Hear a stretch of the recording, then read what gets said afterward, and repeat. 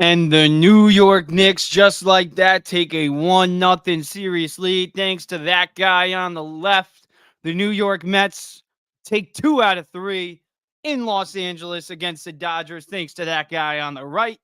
And that's what we're going to be talking about to start off the show. The orange and blue squads starting to heat up. Well, the Knicks, they've been heating up. They've been hot. Number 2 team in the Eastern Conference go into Madison Square Garden. They host the Philadelphia 76ers. And what do? They win without Jalen Brunson being Jalen Brunson. Thanks to Miles McBride, Josh Hart, Bogdan Bogdanovic, Mitchell Robinson with 4 blocks. The Knicks are here to stay. They're not going anywhere. Don't be worried about Jalen Brunson struggling just a tiny bit in game 1. He scored 22 points. Miles McBride, he scores 20 plus. Josh Hart scores 20 plus. Knicks fans are going wild. Oh my God, they played great. Jalen Brunson scores 20 plus. And yes, he had a bad shooting night overall, but he's still Jalen Brunson. He was getting swarmed by the 76ers defense. They were giving everything they had at Jalen Brunson, and they still couldn't overcome the Knicks because they're deep. They have a bench that's better than the Sixers. They're a better rebounded team than the 76ers. They have depth, and that's what's going to carry them on all postseason if they want to continue winning these postseason games. Do they need Jalen Brunson to step up and be better? Of course they do. Of course they do. But even without him, even without Jalen Brunson playing like Jalen Brunson, they were still able to knock off the 76ers in game 1. And I get it. The Knicks are the 2 seed and the Sixers are the 7 seed. But usually 2 versus 7, kind of an easy matchup for the 2, right? But not this year. Not this year. The Eastern Conference is very even. Very even. It's the Celtics and then everybody else. And even the Celtics are beatable. We know they're beatable. We want them. You had Knicks fans chanting, "We want Boston." And of course, we do want Boston, but we still have to get over the 76ers. Even though Embiid is playing hurt, he's still Joel Embiid. He's still Joel Embiid. So let's talk about it. Miles McBride goes off 21 points, 5 of 7 from deep, and he had a plus 37. Think about that. While Miles McBride was on the court, the Knicks were not losing. They're not losing. And it's crazy to think about it like this way, too, because we had Quentin Grimes, we had RJ Barrett, we had Obi Toppin. Who else did we have? Emmanuel Quickly, all these young guys just last year. Literally just a year ago, we had all these young guys. And Miles McBride was just in the G League, floating back and forth from the NBA team and the G League team. And everybody else, that young core that the Knicks were trying to build up, it evaporated. It evaporated, and we brought in guys that were ready to win now to help Jalen Brunson, to help Julius Randle when he was healthy, to help this team win right now. And Miles McBride was the one guy out of that young core that survived, and he's provided. And we know now why Miles McBride did survive that, because he's might be the best of that bunch. Efficiently, he scores 21 points. The defense off the charts, a plus 37 in a playoff game. We've seen Miles McBride all season long do things that no one expected this out of Miles McBride. Maybe a good piece off the bench. Yeah, but Miles McBride is showing that he might be here for a long time. He could be the 6th man. He could be maybe even the starter while Brunson needs a few days off, or if DiVincenzo gets hurt. McBride is a very good basketball player, and he showed you that in game 1. That's why I say the Knicks, their key to this round is depth. Going forward, after round 1, it's going to be Jalen Brunson. But this round right here, this is depth. Depth is going to win us this series. So that was a big game out of Miles McBride, much needed. What to expect out of him tonight, I don't know. Maybe not the same thing, but I expect something similar in the plus-minus category because he's that good on defense. And when he's putting the ball in the basket on offense, he cannot come off the floor. He cannot come off the floor. OG Anunoby was silent. He was silent. So to close out that game, I wanted this crew on the court.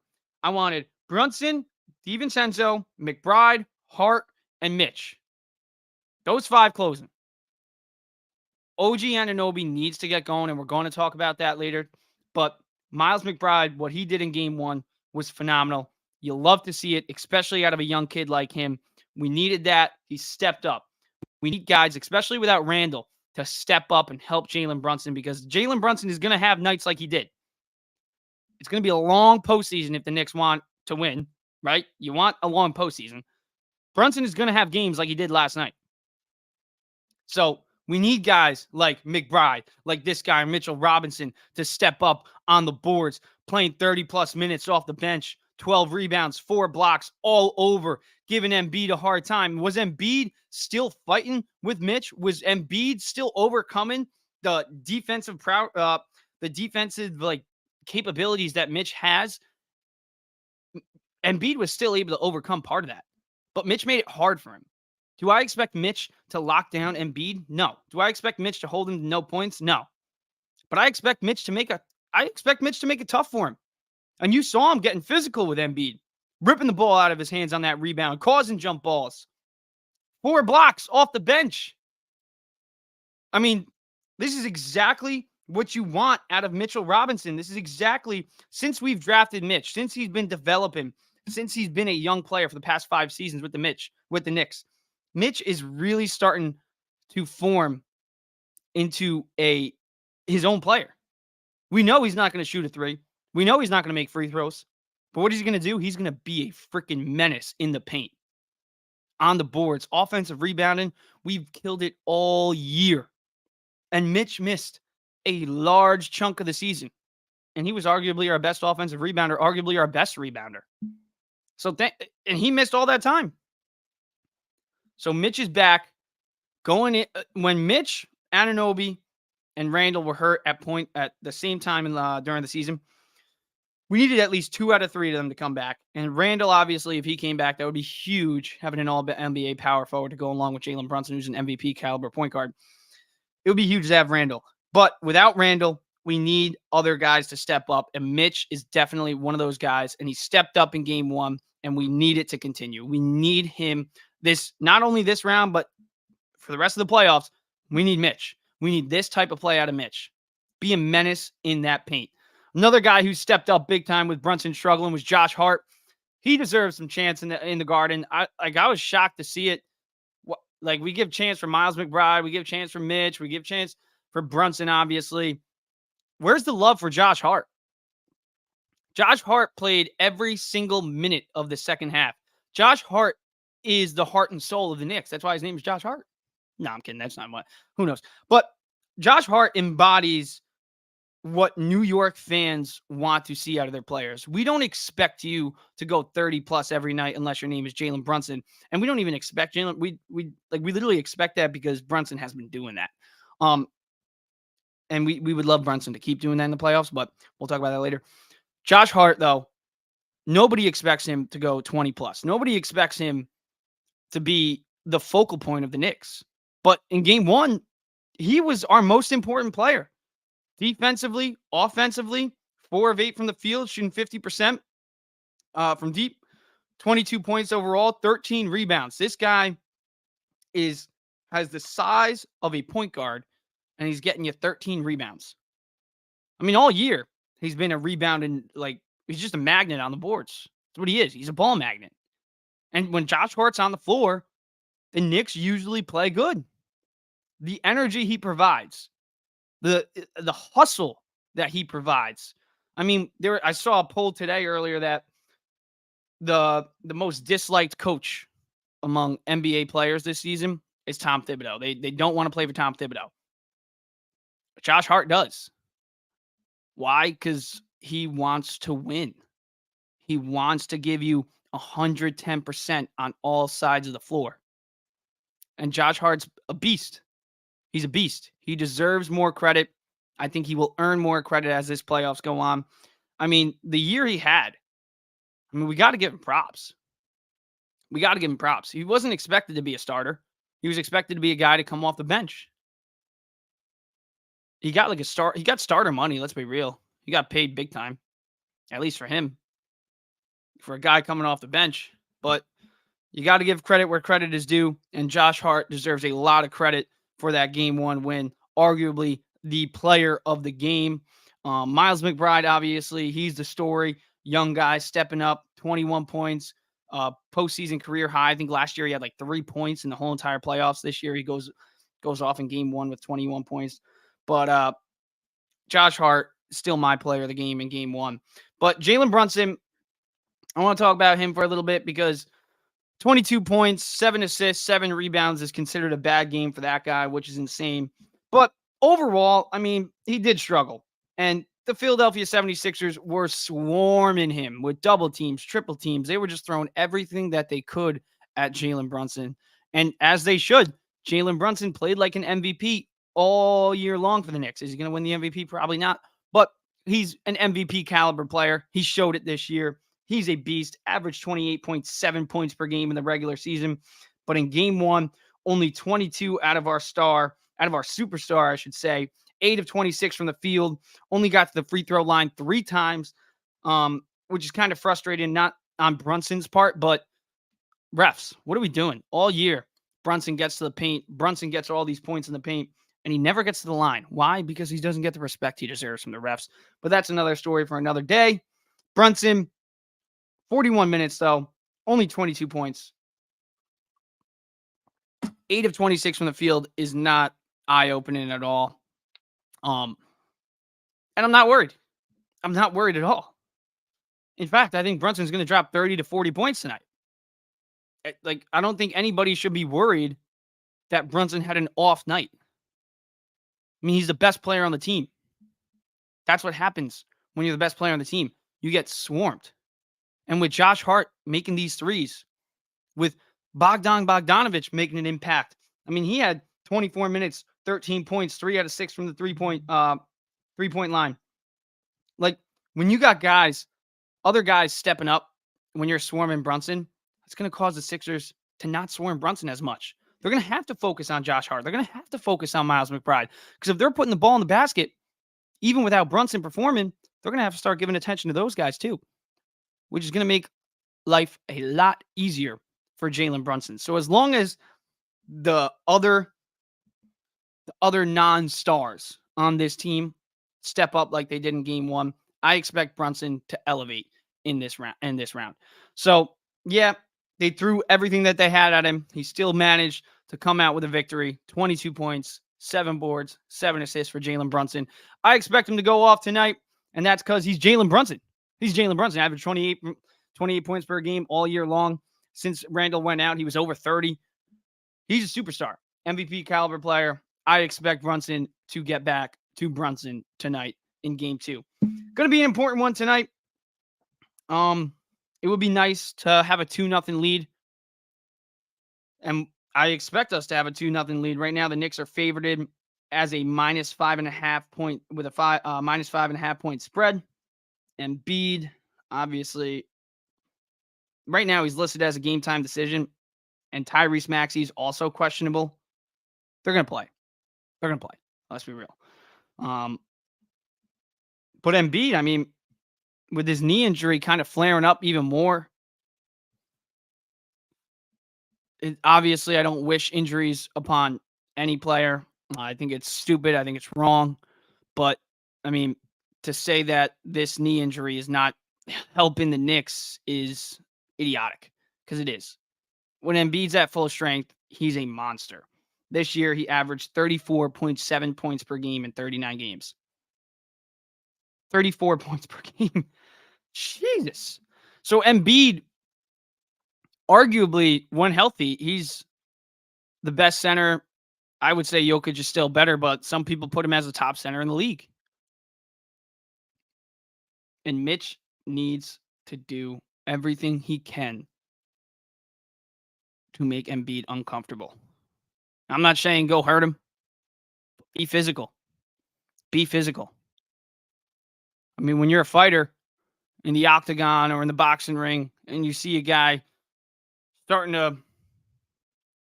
kind of hurt in a certain part of the body, you're going to go after that. You're going to go after his weakness. Right now, Embiid's weakness is he can't be as physical as he usually is, so the Knicks need to be even more physical.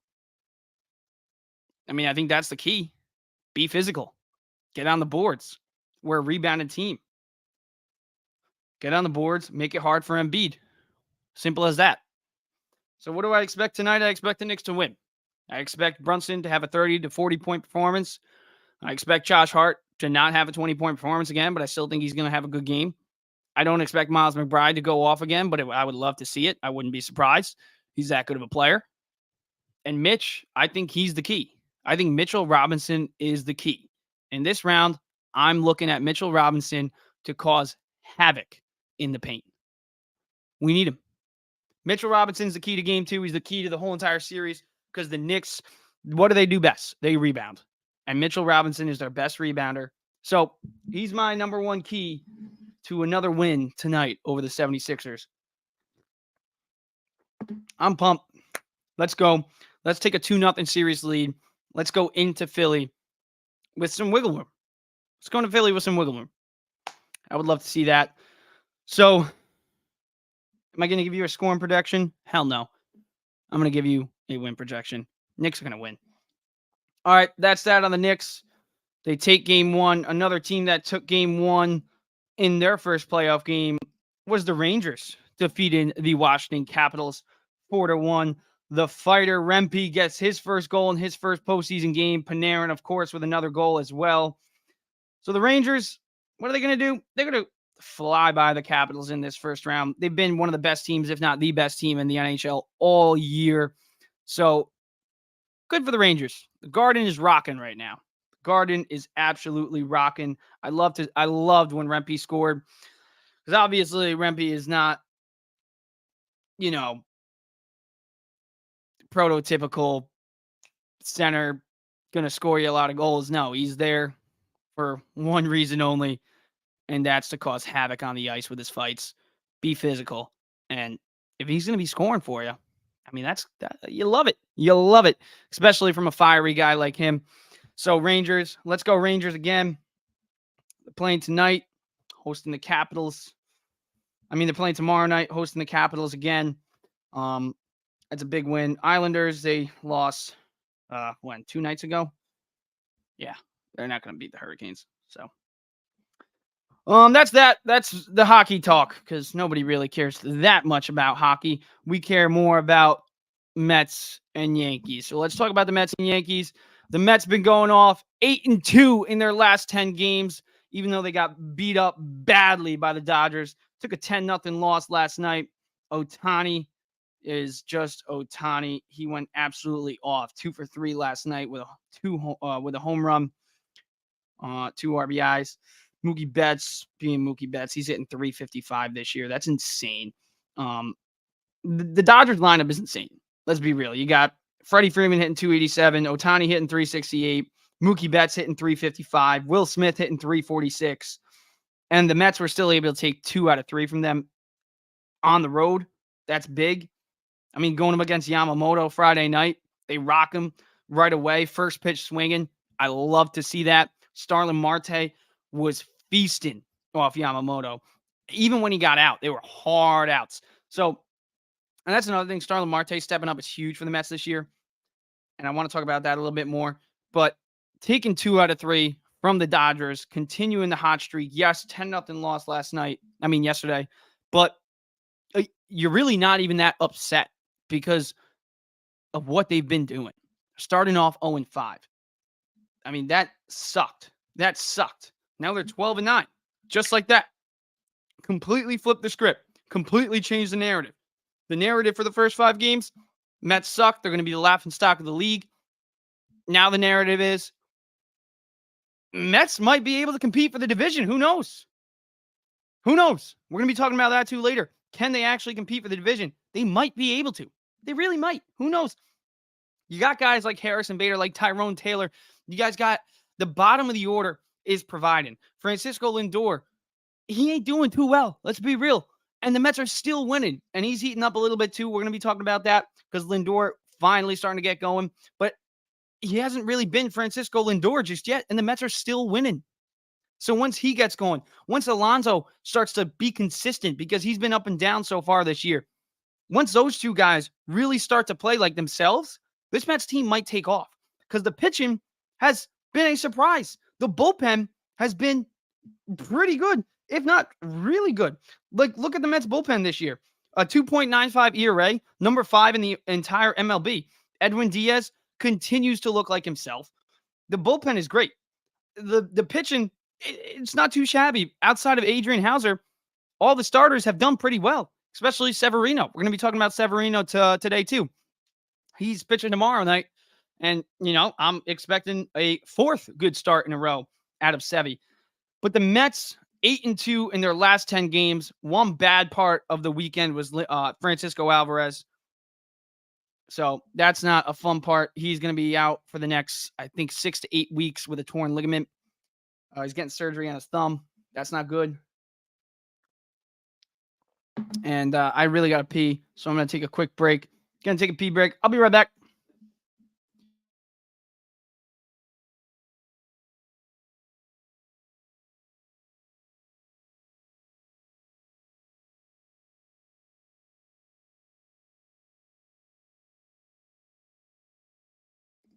All right, I'm back.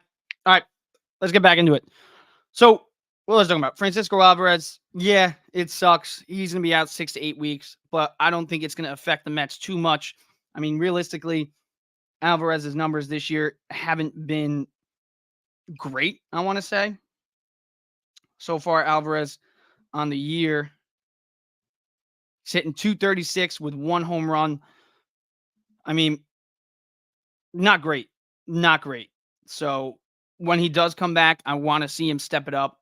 But it's obvious. Like, I was expecting a 30 home run season out of Alvarez. I don't think he's going to be able to hit 30 now with being out this long. It sucks. It sucks, but it's not the end of the world. Taking 2 out of 3 from the Dodgers, huge. Lindor in his last 10 games. Let's talk about it. Hitting 300, 4 RBIs, 8 runs scored, home run in those 10 games. We love that. We love that. We need Lindor. I mean, that's the fact of the matter. The Mets aren't going to make the playoffs if Francisco Lindor sucks. The Mets might make the playoffs, might win the division if Francisco Lindor plays like Francisco Lindor. It's just that simple. He's an all-star player. He's an all-star shortstop, probably a top 3, top 5 shortstop in MLB. And you expect him to play like that. And when he's hitting, what is he hitting right now? Let's see. Right now, on the season, Lindor's hitting 188, 278 on base percentage. Overall, his numbers suck. They suck. But in his last 10 games, he's shown you that he's not that player. He's not. He's going to get going. He is getting going. He had a big series against the Dodgers, the best team in baseball. So I expect Lindor to continue this hot streak. I don't expect him to tear the cover off the baseball and be an MVP. I don't think maybe Lindor isn't as good as I once thought he was, but I still think he's a top 3 shortstop in baseball, and I think he's going to play like a top 3 shortstop in baseball. And this last 10 games shows me that Lindor can still be one of the top shortstops in baseball.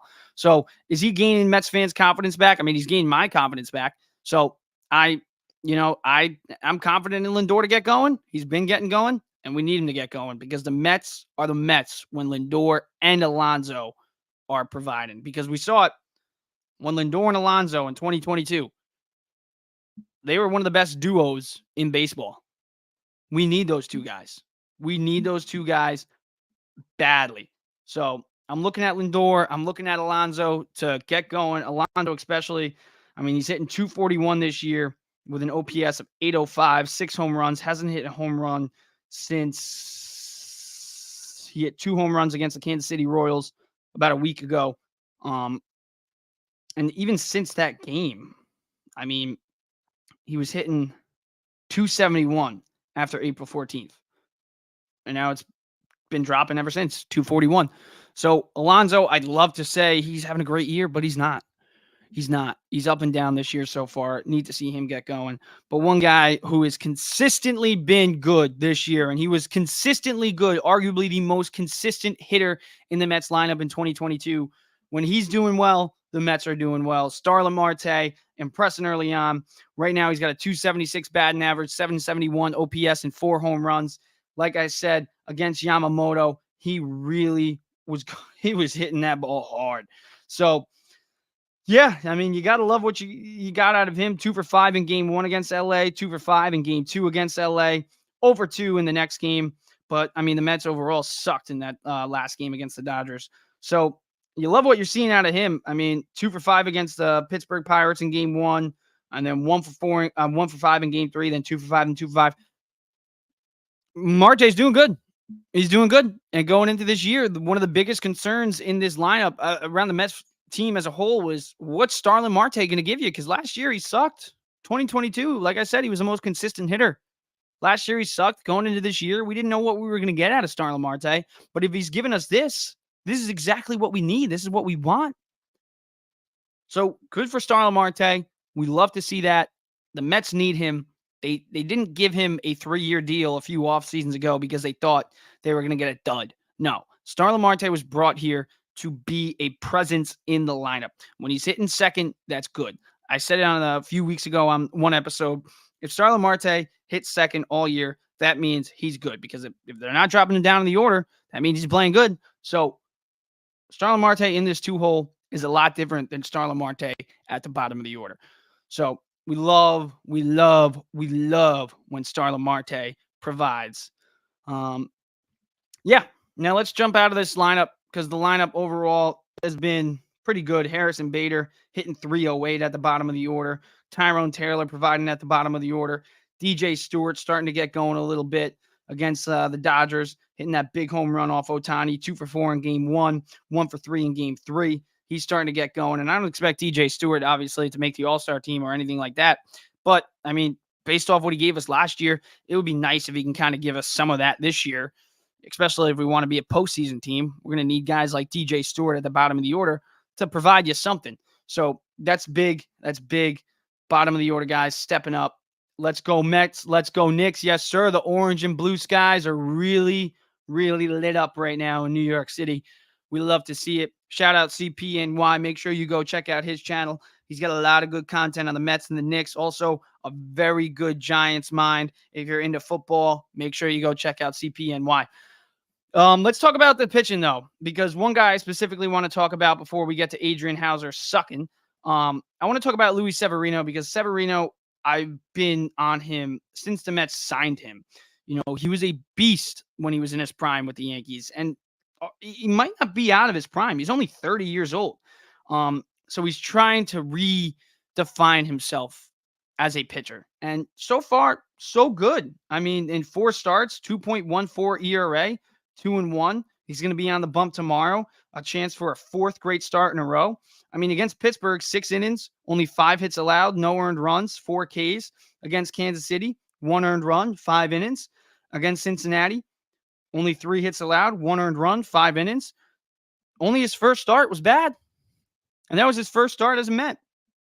So maybe he just needed to get some things out of the way. Who knows? But Severino, I'm kind of expecting him to be a power player in this rotation.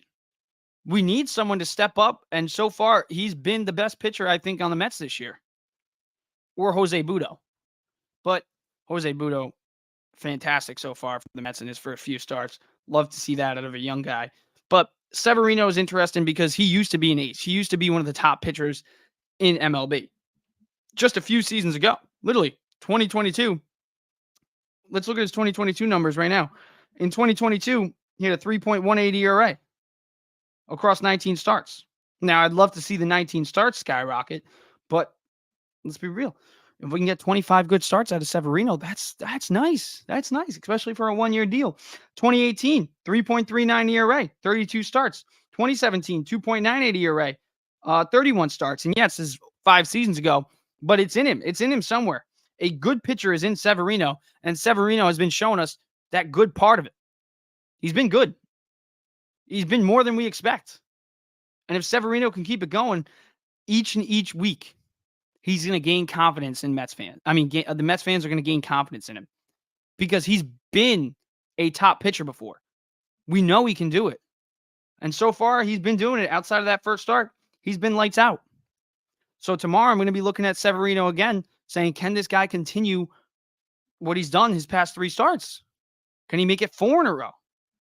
Because if he can make it 4 in a row, then I really think we need to start talking about Severino maybe being one of the top pitchers in the NL. And is that a hot take? Yeah. But Severino has done well in the past. Injuries have definitely halted him the past 2 seasons. This year, if injuries can stay away from Severino, then maybe we get not the old Severino, but maybe we get another version, a redefined Luis Severino. And I think that's what the Mets are getting. Now, against the Giants, it's a good chance to, you know, build off what he's been doing because the Giants haven't been that great this year. They're 10-13 on the year. Batting average wise, they're 11th in baseball with a 247 average. On base percentage, 18th in the entire MLB, 19th in home runs. I mean, their offense is lackluster. Their pitching is terrible. ERA, Giants have a 4.88 team ERA, so we should be able to beat up on the Mets offense. I mean, on the Giants offensively this series. But Severino tomorrow, I'm going to be looking at him to have another good start. So yeah, I just wanted to bring up Luis Severino because I think it's an interesting storyline going on with the Mets. I think if he can continue what he's done over his past 3 starts, then we really got to start talking about Severino maybe being a top pitcher again. Who knows? Jose Quintana's on the bump tonight. I mean, he's been giving you decent start after decent start.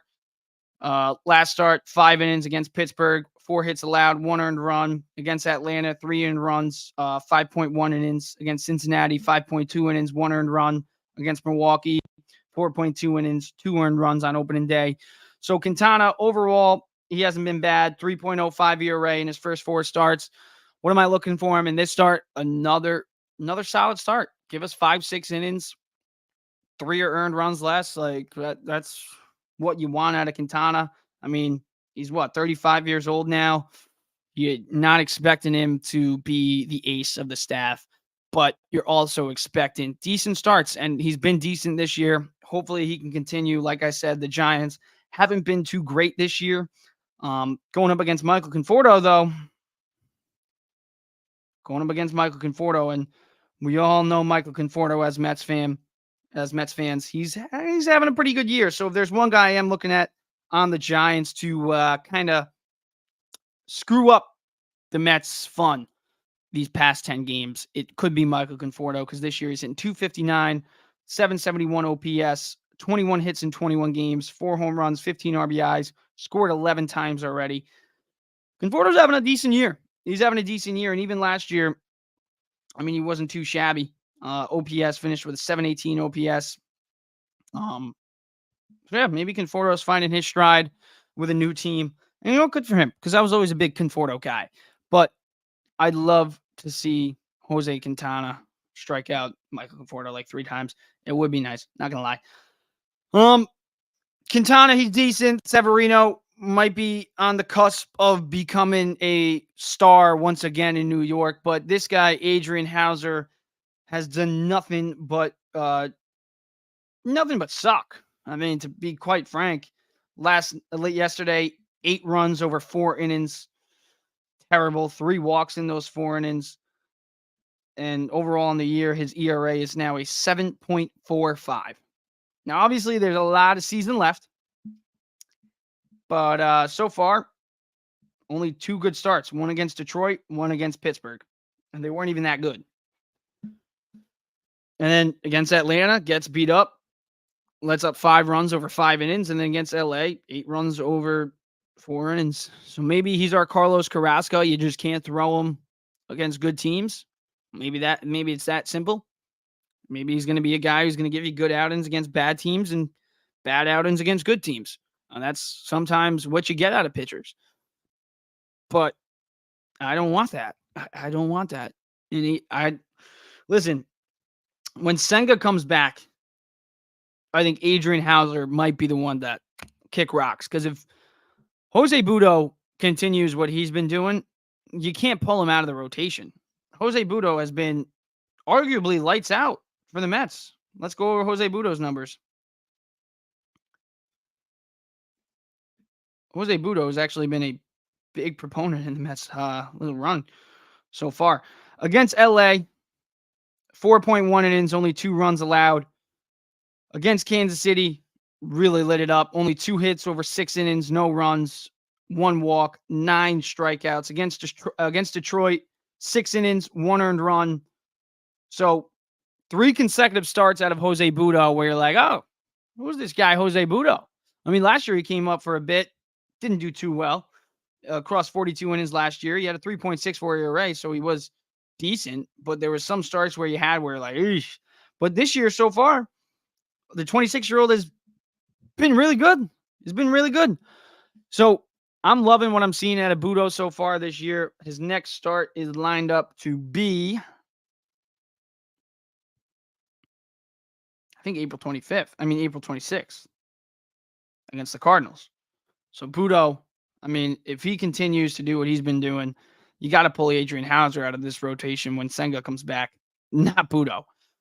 And even in the beginning of the year, it was Tyler McGill who got that rotation spot over Butto. And we all thought that McGill would kind of step up and be, at least somewhat of a good pitcher. But, I mean, with the shoulder injury, he's kind of shut down still. So I don't see McGill coming back anytime soon. And obviously, Senga's out for a large chunk of the season so far. So we're going to need guys to step up. Guys like Severino, guys like Jose Butto. That's what maybe those 2 guys are going to be prominent players in this rotation this year. Who knows? Jose Quintana, I expect him to be decent, but those 2 guys, maybe the Mets get something that they didn't expect. So let's go Jose Butto. Let's go Mets. Obviously, it's always let's go Mets. And the pitching's been good. And part of the reason that the pitching has been good is because the bullpen's been good. I mean, let's look at the Mets overall numbers for the bullpen. We'll go over each guy individually, but overall, the Mets 2.95 ERA out of that collective unit is 5th in the MLB. And the Mets bullpen over the years has sucked. When the Mets bullpen is good, though, the Mets are usually pretty good. And obviously, Edwin Diaz changes the whole entire complexion, gives the Mets a lot of wiggle room, gives them depth, makes that bullpen much longer, having the most dominant closer in baseball. It helps you. It helps you. And Edwin Diaz so far across 8 games, only 1 earned run. I mean, in 2022, when he had like 60 games, only 8 earned runs or 9 earned runs. Check it right now. Let's see. Yeah, in 2022, he let up 9 earned runs across 62 innings. This is Edwin Diaz. We've seen Edwin Diaz before, and this is, I think, the best version of Edwin Diaz we might have seen. And I know it's only been 8 games, but, I mean, his numbers are just insane. Edwin Diaz so far this year, 1.17 ERA, 7.2 innings. Wow. How many hits has he let up this year? He's let up 2 hits. 2 hits. Yeah. He's back. He's back. 12 Ks across those 7.2 innings. Kind of a low number for him. But Edwin Diaz doing Edwin Diaz things. The bullpen as a whole, though, has been really good. Really good. Drew Smith. I mean, obviously, Mets fans love to get on Drew Smith, but this year he hasn't been doing much for you to get on him for. Only 1 earned run allowed on the year across 9 innings. You got Jorge Lopez, who's not doing too shabby either, across 10.2 innings. He's only allowed 2 earned runs. Adam Ottavino, 8.1 innings, 2.16 ERA, only 2 earned runs allowed over those 8 innings.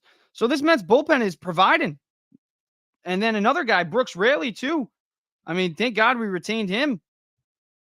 He's going to be out for a little bit with the elbow injury, but, I mean, still, across 8 innings, 7 innings, no earned runs out of Brooks Raley.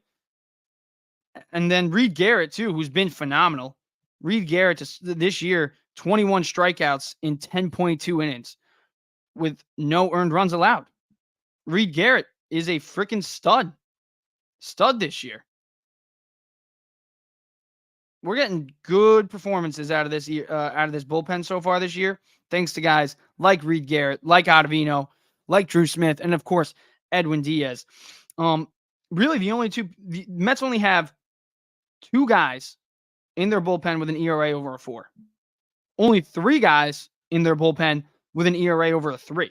Jake Deitman, 3.86 ERA. Grant Hartwig with a 6 ERA.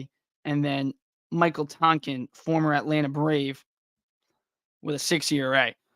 So the Braves, man, the Braves beating us up. Former Braves, current Braves, finally got a serious win, though, over the Braves this past week. First serious win the Mets get over the Braves since 2022. That was big. But yeah, this bullpen has been great. And part of that is because Edwin Diaz is back. So it just makes that. Last year when we didn't have Edwin Diaz, it throws everybody out of their role. Now with Edwin Diaz here, everybody's in their own role. Fill your role. And that's what the bullpen is doing so far this year. Guys like Harris and Bader at the bottom of the lineup stepping up. People are they're fulfilling their roles. That's what you need to do. Last year we were an all-star team going into the year. Justin Verlander, Max Scherzer, Brandon Nimmo, Francisco Lindor. We had a stacked team. This year we don't have that. Obviously, not many superstars as we did last year. But, you get a guy like Edwin Diaz back, it makes that bullpen more comfortable, if that makes sense. I don't know. Maybe I'm not making sense, but I think with Diaz back, it changes the whole entire complexion. And this brings this question up for me. Can the Mets compete for the NL East in 2024? Because right now, we are third in the NL East, obviously right behind the Braves and the Phillies. Right now, let's take a look at the standings. We're only 2.5 games back out of that first place slot. Braves 14-6, Phillies 14-8. We're 12-9. So, do I think we can compete for the division? Hell yeah, I think we can. I mean, if anything that the Mets showed against the Braves or even against the LA Dodgers, they showed you that they can compete with the best teams in the league. It's really pitching. It's pitching because I expect Lindor and Alonso to get going. I do. I think everybody does. Now it's the pitching. Can the pitching be sustained? Can the bottom of the order, guys like Bader, guys like Tyrone Taylor, guys like Joey Wendell, can they sustain the success they've had so far? Now, I don't need Harris and Bader to hit 300 plus all year. I don't need Joey Wendell and Tyrone Taylor and even the other guys at the bottom of the order. I don't need them. DJ Stewart, I don't need them to be superstars this year. But in big spots, if they can provide you, that's huge. That's huge. Because guys like Lindor and Alonso, they're going to get going. Nimmo's getting going. Jeff McNeil's getting going. Starlin Marte's been going. The lineup needs to be deep. And it's deep when the guys at the bottom of the order are provided. And when the rotation and the bullpen are provided. That's the key. It's not, can Lindor have an MVP year? It's not, can Pete Alonso hit 45 plus home runs? That's part of it. And is it a big part of it? Probably, yeah.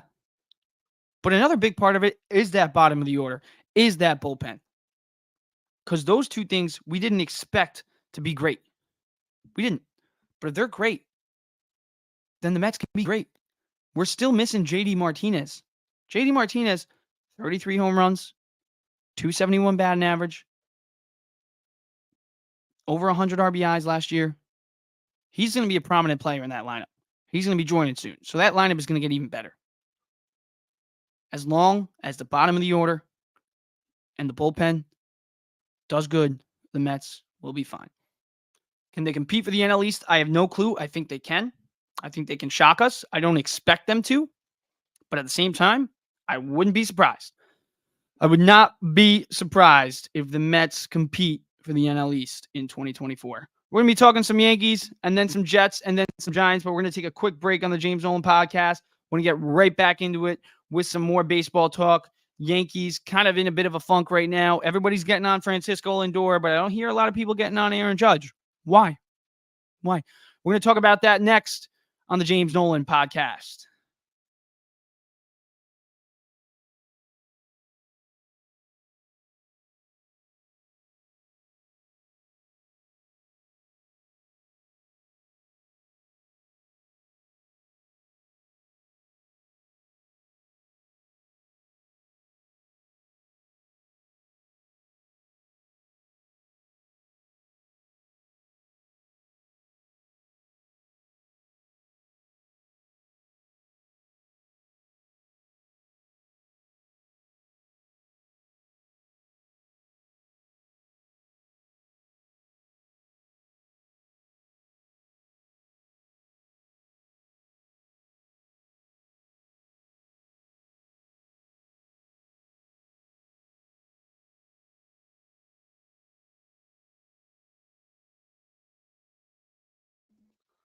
All right, let's get back into it with some Yankees talk. Took a quick break, refilled up the coffee cup. Let's get back into it.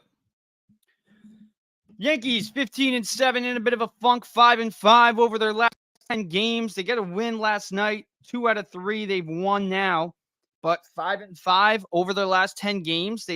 Anthony Volpe kind of slowing down a little bit. Aaron Judge hitting under 200 still. Nobody's getting him as much as they're getting on Lindor though. And I get it. Aaron Judge, hit 62 home runs in 2022. Last year was a down year for him, still hit over 35 home runs, and it was considered a down year. That's some players' best years. So I get it. Aaron Judge, this is the first time he's really had this long of a down start. So I get it. But at the same time, it's April 22nd. And if he is, like what I've said, when Aaron Judge is healthy, he's the best hitter in the league. But so far, he's sucked. He sucked. So you do need Judge to get going. And when Judge gets going, this Yankees team is really going to get going because they're still first in the AL East, 15-7, with Aaron Judge hitting 183. Hitting with an OPS under 700. I mean, he's gotten 3 hits in his past 1, 2, 3, 4, 5, 6, 7 games. Only 3 hits in his past 7 games. 5 hits in his last 1, 2, 3, 4, 5, 6, 7, 8, 9, 10. 5 hits in his last 10 games. There's something going on with Judge. There is something going on with Judge, and I don't think Yankees fans should be obviously too worried because soon Judge is going to get it going. When he gets it going, like I said, this Yankees team is going to take off. But you got to be worried because it's April 22nd, and Aaron Judge still hasn't done much. Still hasn't done really anything. Last time he hit a home run was against Cleveland on April 14th. Before that, April 6th against Toronto. And before that, it was April 3rd. So he hasn't hit a home run in over a week now. In 22 games, he only has 3 home runs. That's not Aaron Judge like. Is he hurt? I don't know. Is he dealing with something that we don't know? I don't know. But all I know is that Aaron Judge's numbers suck. They suck. So Judge needs to get going. If I'm a Yankees fan, am I hitting the panic button? I don't know. But when do you hit the panic button? Because we're almost in May and this guy's still hitting sub 200. And you need him. You need him. So, especially if the Yankees are going to start, like I said in the beginning of the year, Judge was okay to slump because Volpe and Soto were going. But now it's just Soto. Volpe isn't going that much anymore. He's slowing down. Across his last 10 games, he's hitting 200. Literally like a week and a half ago, this guy was leading the league in batting average. He's really slowing down. So is that something to panic about? Who knows? Just a hot streak out of Anthony Volpe? Who knows? We're going to be talking about that in a little bit, but you got to be concerned about him and Aaron Judge. You do. When do you hit the panic button? You don't hit the panic button just yet, but you do have to be a little concerned. I think you hit the concern button, but not the panic button. Does that make sense? I don't know. But Aaron Judge, he's going to get going soon. And when he gets going, the Yankees will get going. But it's April 22nd. If he continues to suck by May, and if it hits May 1st and this guy is still hitting under 200, I think that's when you hit the panic button on Aaron Judge. But you got the Yankees got to get going now because with Volpe and Judge struggling, and also Rizzo, I mean, in the beginning of the year, Anthony Rizzo doing good. He's hitting 235. Everyone's like, oh, Juan Soto's hitting home runs. He's hitting for power again. Juan Soto, not Juan Soto. Giancarlo Stanton's hitting for power again. He's hitting 227. He's struck out 21 times in 18 games. Give me a break. He's hitting great. Yeah, 792 OPS. He struck out 21 times in 18 games. But you can have that. You can have that type of player in your lineup when you have a guy like Judge and Volpe and Soto hitting 300 plus. But Judge and Volpe, I mean, they've sucked the last 10 games. They've sucked. 5 hits across the last 10 for Judge and 200 batting average across the last 10 for Volpe. They've sucked. And like I said, just last week, when you have Volpe and Soto making contributions, and Judge sucks, that's okay. When Judge and Soto are going, that's really good. When Judge and Volpe are going, that's okay. But when only one of them are going, that's not okay. That's why the Yankees are 5-5 across their last 10. And you do have to be a little worried because in the beginning of the year, just literally last week, we're like, this Yankees team is going to be a coast. AL East is going to be a coast. But Is it? Is it really going to be a close? Because when you look at the American League East, it's stacked up. Orioles are only a half game back, 14-7. And they're good. Red Sox, they're turning it up a bit. 13-10 this year. If they have a better year than anybody expected, that's 5 good teams in the AL East. All those teams in the AL East right now, above 500. It's the best division in baseball. And yes, the Yankees are star-studded. I said it before, and I'm still taking the Yankees to win the World Series. But you got to be a little worried. It was Volpe's stretch in the beginning of the year. Was that Anthony Volpe, or was that just a hot start? Because we've seen players get off to a hot start and fall right back down to who they actually are. And Anthony Volpe last year, he hit over 20-plus home runs. He won a Gold Glove, but he struck out a whole lot, and he hit low 200s. And an on-base percentage below 290. That's not good. That's not good. A 200 batting average over your last 10 games when you're Aaron Judge is okay. When you're Pete Alonso, when you're Francisco Lindor, it's okay. You're not going to panic. But when you're a guy who hit in the low 200s all year last year, when you're a guy who had an on-base percentage below 290 last year, when you hit 200 across 10 games, I think you're going to be a little bit more worried. You're going to be more worried. And that's obvious. Why? Because you're not Aaron Judge. You're not Francisco Lindor. You're not Pete Alonso. You're not Juan Soto. You're Anthony Volpe. You haven't proven anything in this league yet. He hasn't. Let's be real. He had a lot of home runs, and he had a good glove last year at shortstop. That's it. This year, so far, his numbers are okay. They're still okay. He's still got a shot to change that narrative around himself last year. But at the same time, a 200 batting average over the last 10 games is not pretty. It's not pretty. I'm not expecting this guy to hit above 400, above 350. No. I'm not even expecting him to hit above 300 all year. But he does need to hit above 280, 270. He does. Because he's not hitting home runs like he was last year either. So far, Volpe's only got 2 home runs on the year. 2 home runs. Still 23 hits in 21 games, so that's good. But you're going to need more out of him. You're definitely going to need more out of him. But he's walking more. Obviously, better pitch selection. There's a lot of good things you can say about Volpe this year. But over the last 10 games, you can't say a lot of good things. You really can't. He's still, obviously, number-wise, doing pretty good. But you need to see Volpe take a step forward. And you need to see Judge take a step forward. So I'm looking at those 2 guys going into this week. And then another guy I'm looking at is Gleyber Torres, because Gleyber Torres sucked. And last year, Gleyber Torres was actually really good. Gleyber Torres hitting 200 this year, 309 on base percentage, 534 OPS, no home runs, 16 hits in 22 games, 24 strikeouts in 22 games. Not good. Last year, he hit 273, 800 OPS. He had 25 home runs, 68 RBIs. 2022, he hit 24 home runs, 76 RBIs, hit 257, 761 OPS. Now he's not doing too well. And over his career, he's actually 1, 2, 3, 4, 5, 6, 7 years in the league. I'd say out of the 6 full ones, he's had 5 good years. Obviously, nothing like 2018 or 2019, where he had 271 in 2018, 278 in 2019, hit 24 home runs in 2018, 38 home runs in 2019 when the balls were juice. You don't expect that Gleyber Torres anymore. I mean, you would love to see it, but last year, Gleyber Torres was productive. 273 batting average, 25 home runs. That's productive. That's production out of a second baseman. But this year, he's sucked. Started off the year hitting the top of the order. Now he's been moving down each and every game. Yesterday, against the Rays, what did he do? Gleyber Torres, 1 for 3.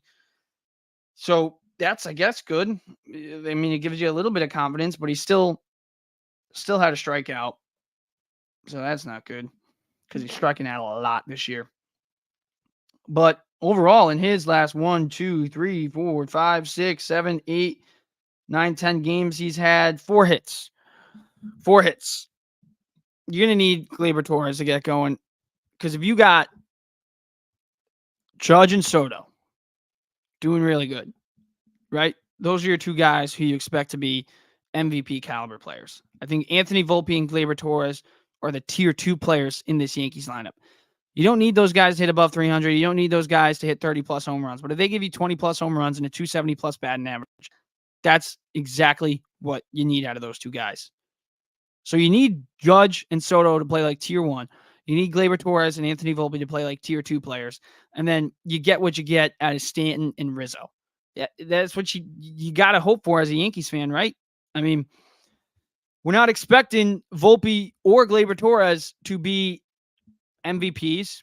We're not expecting them to be superstars, but you're expecting them to be good because Gleyber Torres, based off last year, he's a good player. He's a good player. Realistically, he's had one bad year. He's had one bad year, and that's 2020 and 2021. So really 2 bad years. But, I mean, weird season in 2020, obviously the shortened season. Still had a 724 OPS, so that's still pretty good. 2021, he sucked. But then 2022, got going again. 2023 was obviously great for him. So we know that Gleyber Torres is a good player, and he's not playing like a good player right now. So you need, out of those 4 guys, you need at least 2 out of 4 of them always providing. Right now, only 1 out of the 4 of them is providing, and that's Soto. Soto is having a ridiculous year. You really can't knock Soto at all. Juan Soto, what he's done this year, I mean, going to Knicks games now too, he's really loving it in New York. 337 batting average, 1.034 OPS, 5 home runs, 20 RBIs in 2022 games, only striking out 12 times. He's striking out 12 times and walked 19 times in 22 games. That is a freaking good hitter. Juan Soto, going into this year, I always knew that Juan Soto was one of the best hitters in baseball. But this year is so far Juan Soto's best start. This is Juan Soto's best year so far. He loves it in New York. You could tell he loves it. He's not a guy who hits 300 plus. He isn't. I mean, he hit 275 in 2023, 236 in 2022, 246 in 2022 with the Nationals. And then in 2021, he went off, obviously. 2020 is where he really, cemented himself as a problem for opposing pitchers. 2020 was obviously ridiculous for him. He was probably the best hitter in baseball. 2019, 282. 2018, 292. So he's not a guy who's going to hit 300 plus, but if he's going to hit 300 plus this year, strikeout. Obviously, he's not a strikeout guy. He's very, very good pitch selector. So, I mean, what he's doing is, I think it's kind of surprising. I don't think it's too surprising. But Soto is going off, man. Soto is going off. Let's talk about the Yankees pitching. We talked about the Mets pitching. I want to talk about the Yankees pitching because the Yankees pitching is actually doing really well, just like the Mets pitching. It's actually doing better, too. 3rd in the entire MLB in ERA with a 2.99 ERA. You got Carlos Rodon with another chance to show that he's worth $165 million. Really hasn't showed he's worth $165 million just yet, but he's got a chance tonight. Overall, I've said it before with Rodon. He was brought here to be the second ace. He was brought here to be a 1B right behind Garrett Cole. You cannot have 5-6 inning starts out of Carlos Rodon. You cannot. You cannot have Marcus Stroman and Nestor Cortez have better outings than Carlos Rodon. You cannot. Now, it's great if Stroman and Nestor Cortez are pitching great. I'm not saying you don't want those 2 guys to pitch great. Obviously, you want them to pitch great. But it's a problem when Carlos Rodon, the $165 million pitcher, isn't a top starter in this Yankees rotation. He was brought here to be an ace right behind Garrett Cole. And with Garrett Cole out, I've said it all year long, the Yankees need someone in that staff to step up and be the guy. And they have that guy, or they're supposed to have that guy in Carlos Rodon. That's why they gave him $165 million. He's being paid like an ace. He has an ace-like contract. He was an ace before with the Giants. The Yankees need him to pitch like an ace, and he has not done that. So when the hell is Carlos Rodon going to pitch like an ace? Because right now, this is the worst contract in Yankees history. It is the worst contract in Yankees history. And I've seen a lot of bad contracts as a Mets fan, as a Knicks fan, as a Jets fan. I've seen a lot of bad contracts. But Carlos Rodon, this is bad. This is bad. Now, you look at a 3.66 ERA. Overall, that's not bad. But for $165 million, that is terrible. That is terrible. Carlos Rodon needs to pitch like an ace. He hasn't pitched like an ace. He has another chance tomorrow. I'm not confident that he's going to pitch like an ace because he sucks. But they need him to do good. They need him to do good. So far right now, he's already let up a base runner. So that's not good. That is not good. Nestor Cortez, he bounces back, though. That's a good starter right there. Bounces back. I've been a huge fan since Nestor Cortez cemented himself as a really good star in New York in 2022. Had a fantastic year.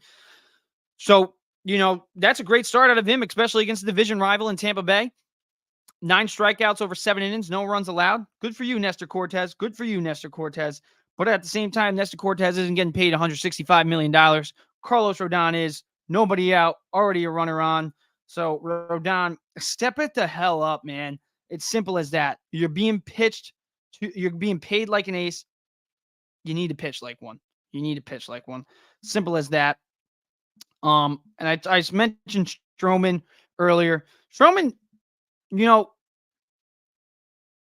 having a good year. And we've seen it before. I mean, last year with the Cubs, he gets off to a hot start, kind of slims down at the end of the year. But he's a good pitcher. As fun as it is to rip Marcus Stroman, and it's so much fun to rip Marcus Stroman, because there are sometimes he has very cringy moments. But you got to give credit where credit is due. And Marcus Stroman, he deserves credit for what he's done so far. So you got to give him credit there. But this brings me into my last question of the day for the Yankees topics. Should they sign Trevor Bauer?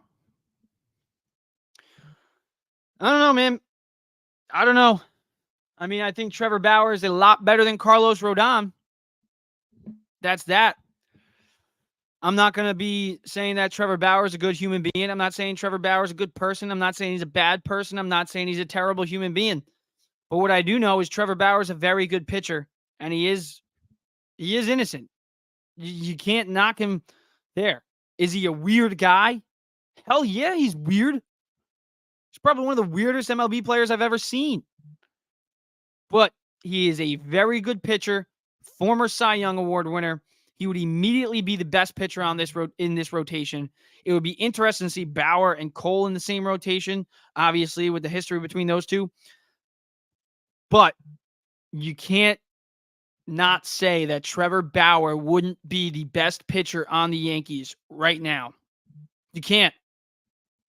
And especially what he did in his most recent outing with I can't even tell you what that team name is. I really can't. But he dominated 6 innings, 14 strikeouts. I think only like 2 hits allowed. He's a good pitcher, dude. He's a good pitcher. Like I said, I can't call him a good human being. I can't defend him and say he's a good person. I can't call him a bad person because I don't know Trevor Bauer to say that he's a good person or a bad person. Based off the stories, he seems like a weird guy. But he also seems, and I know, the one thing I do know about Trevor Bauer that's definitive is that he is a very good pitcher, and he would be the best pitcher on the Yankees. And I think an MLB team needs to gut up and sign him. Because, listen, I don't like to get too into this type of stuff. I really don't. But I'm going to say it right now. You got guys that have done much, much, much, much worse things and were proven guilty, and they still get second chances. Just look at Marcell Ozuna. Look up what Marcell Ozuna did. I don't even want to say what he did because it was terrible. Marcell Ozuna is a terrible person. I mean, the Buffalo Bills with Von Miller. Look it up. Like I said, I'm not saying what they did, but look it up and do the research for yourselves.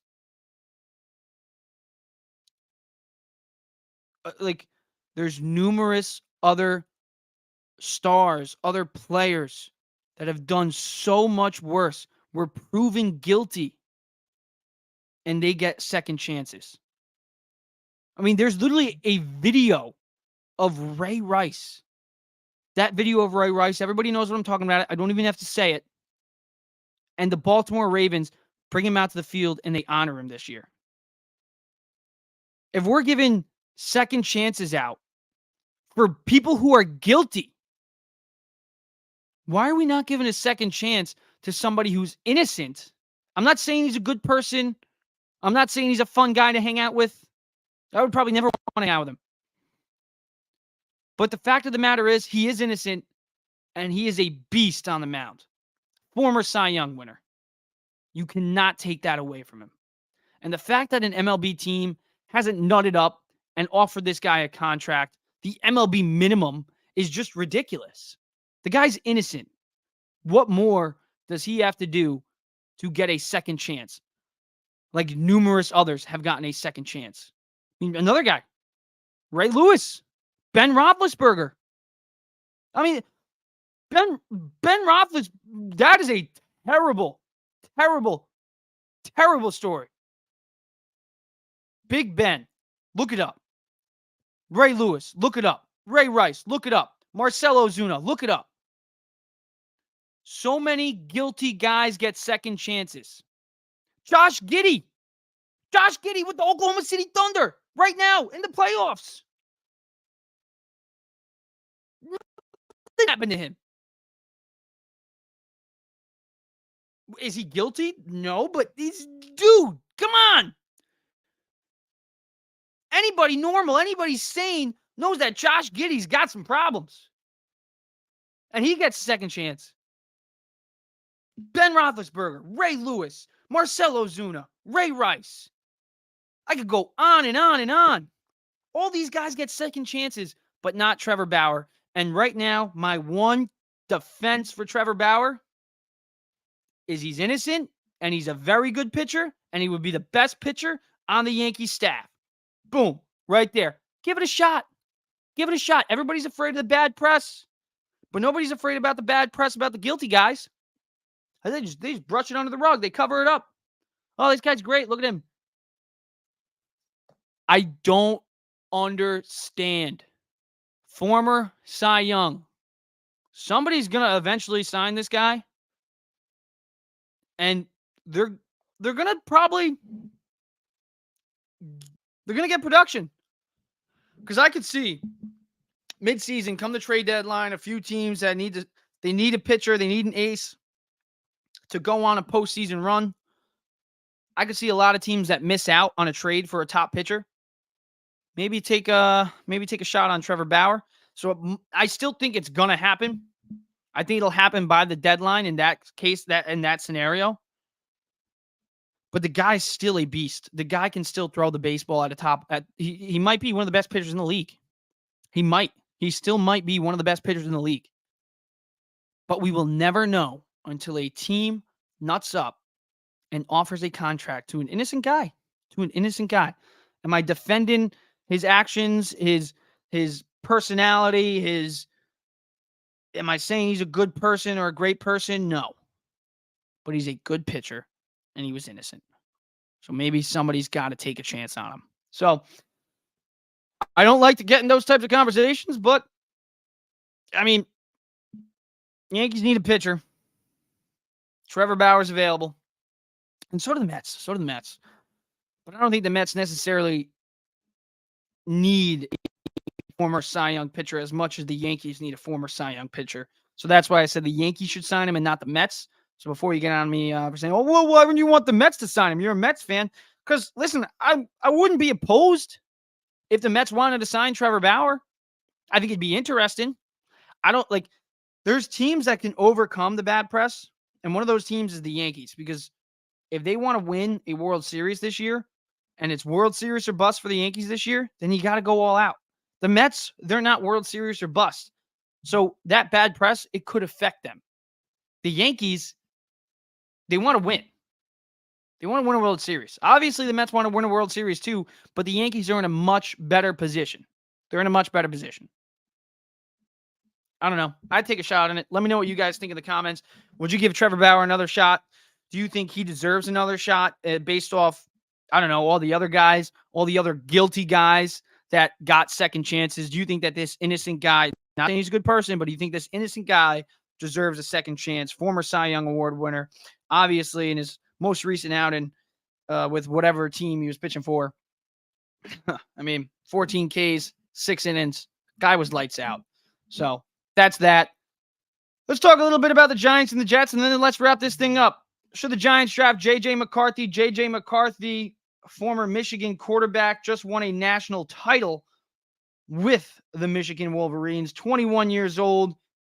Are the Giants a destination for J.J. McCarthy? Let's look at his numbers.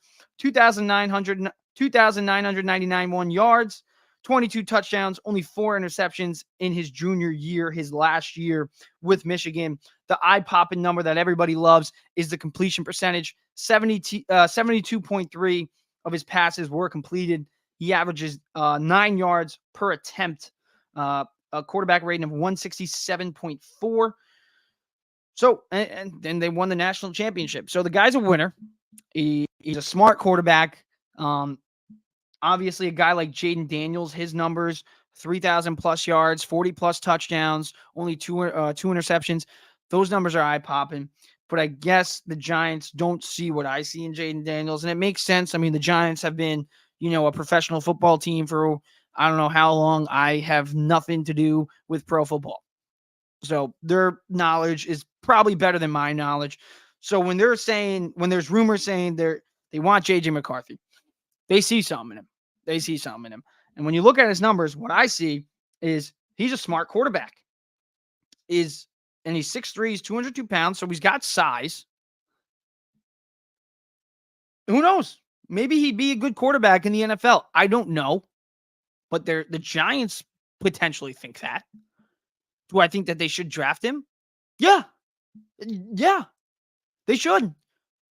Why not? You need a quarterback because Daniel Jones, let's be real, Daniel Jones will not be the quarterback of the New York Giants after this season.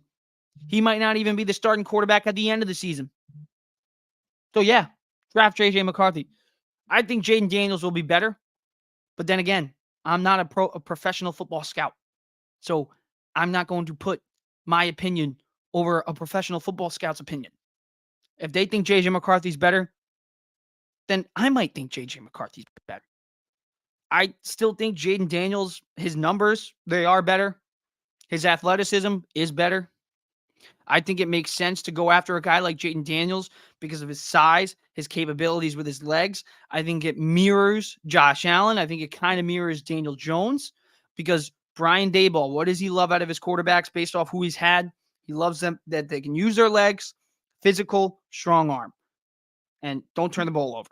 What does Jaden Daniels do? He doesn't turn the ball over. He's strong, got a good arm, and he can use his legs. So I thought Jaden Daniels was the perfect fit for Brian Daboll, but maybe I'm wrong. Maybe it's J.J. McCarthy, and you got to give him credit.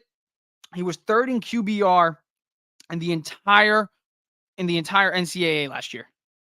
So that's good. That is really good. The guy is smart. He's got a good football IQ.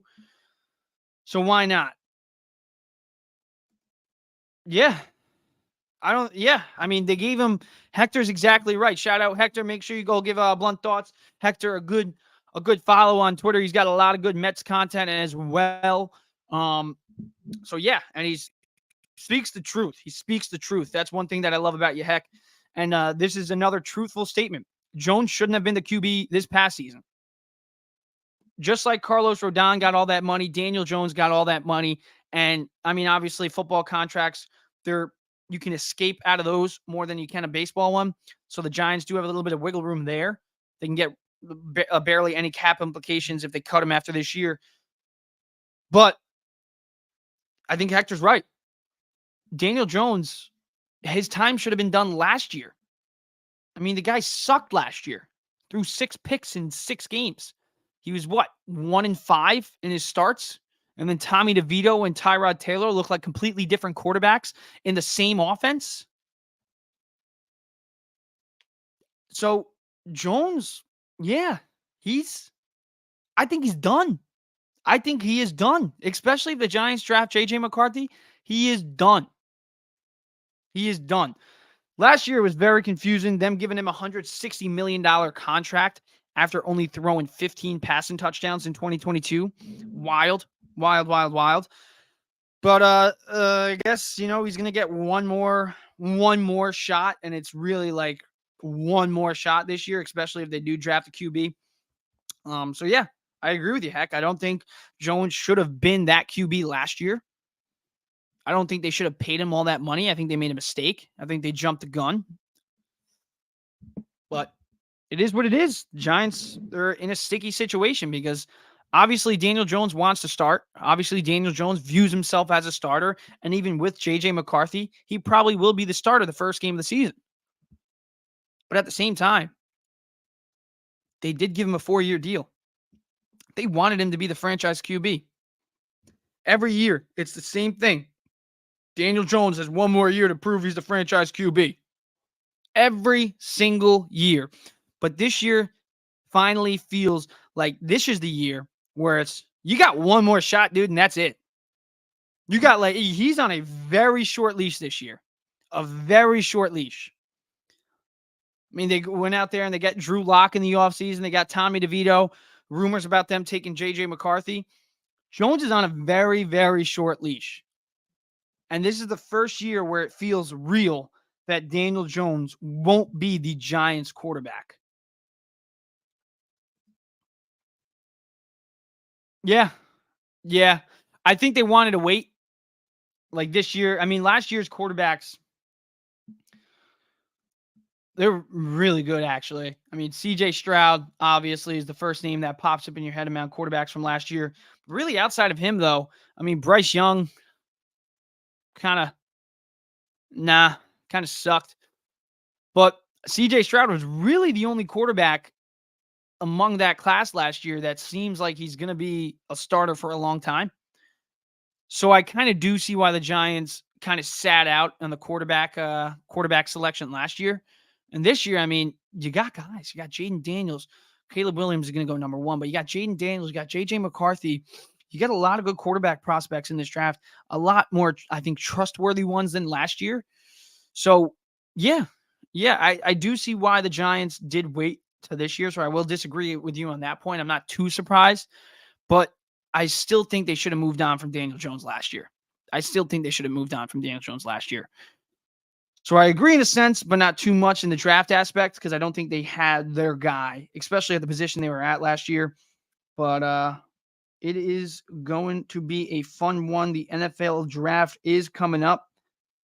It is this week, this Thursday. So it is going to be interesting to see who the Giants go after with that first round pick. We saw Joe Shane talk to the media last week. Will they move up? Will they move down? Who knows? It seems like they want to get another cornerback too to help out Deonte Banks. And the defense is really taking a step forward.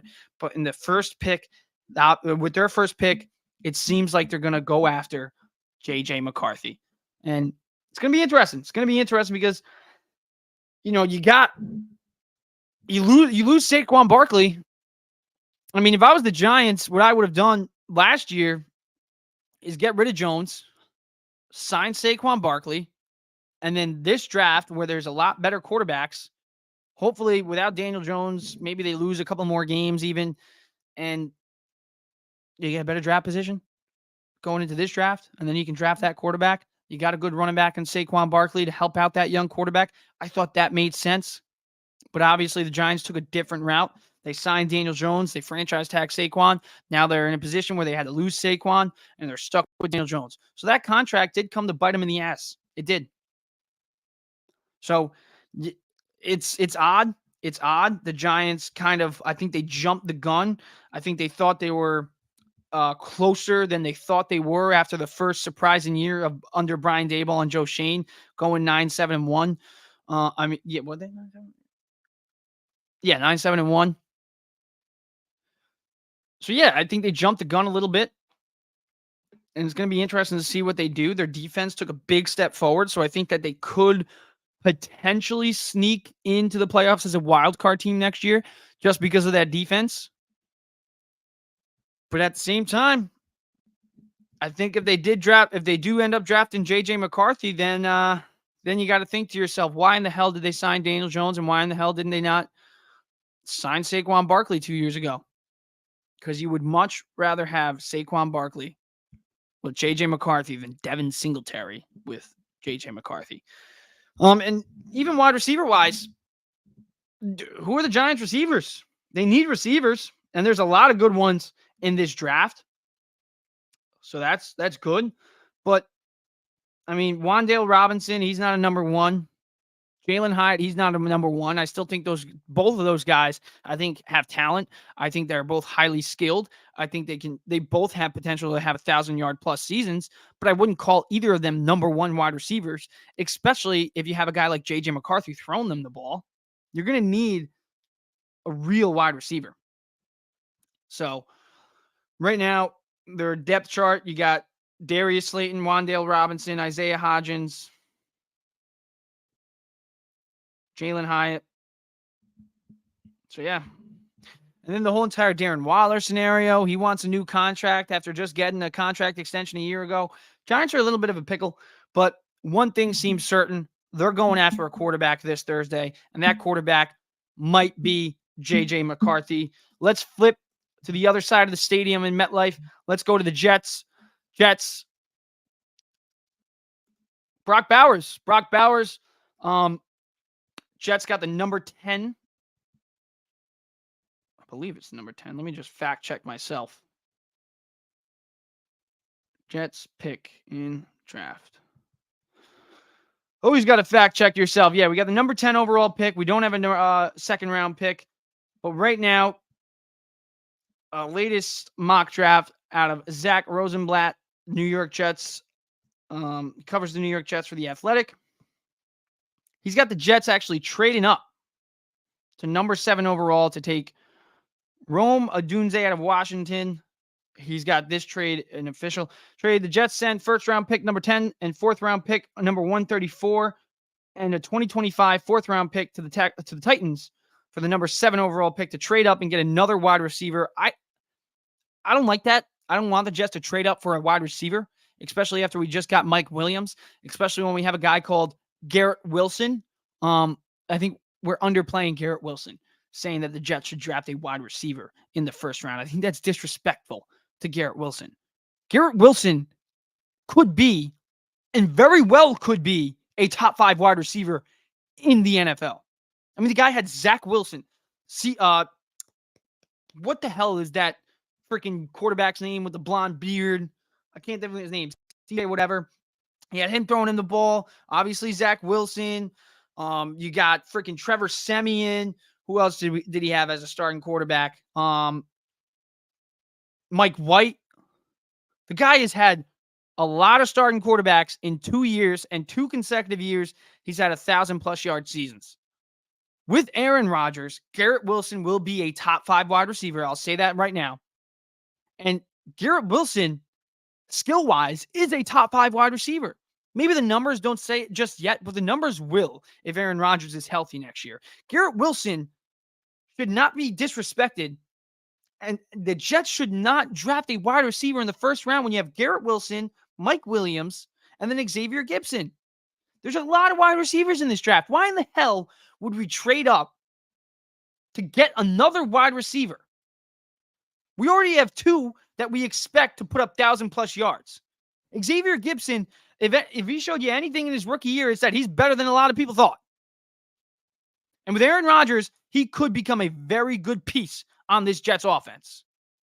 So if the Jets trade up to draft a wide receiver, and I love Zach Rosenblatt, I really do, but why in the hell would the Jets trade up to number 7 to draft a wide receiver? We just got Mike Williams. We already have Garrett Wilson. There's a lot more wide receivers in the draft. Why in the hell would we trade up?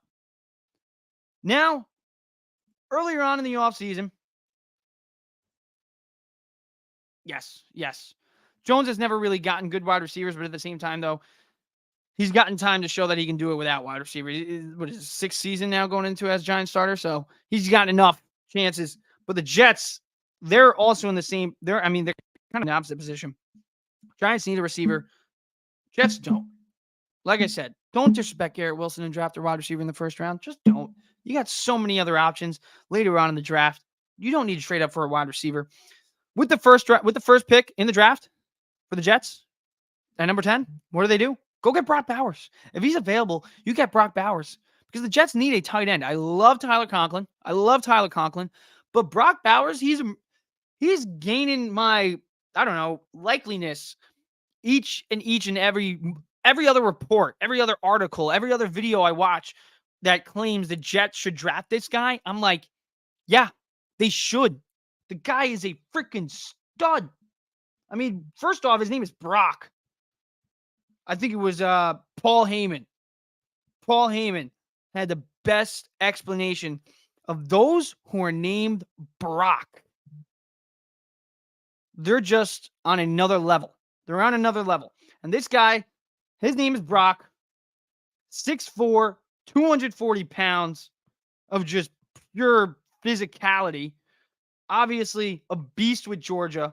714 yards, 56 receptions, averaged 12.8 yards per catch. In 2022, 942 yards on 63 catches.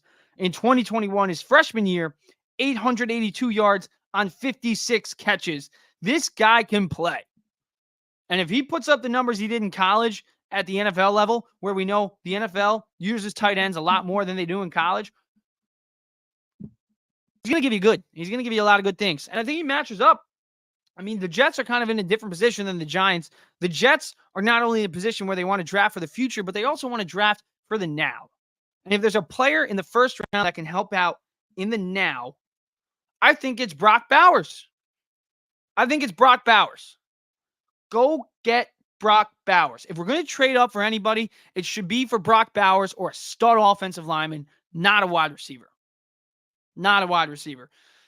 This Thursday is going to be eventful. I cannot wait for the draft. I want to see the Giants get their quarterback. I want to see the Jets get Brock Bowers. So it's going to be fun this Thursday, April 25th, NFL draft. Get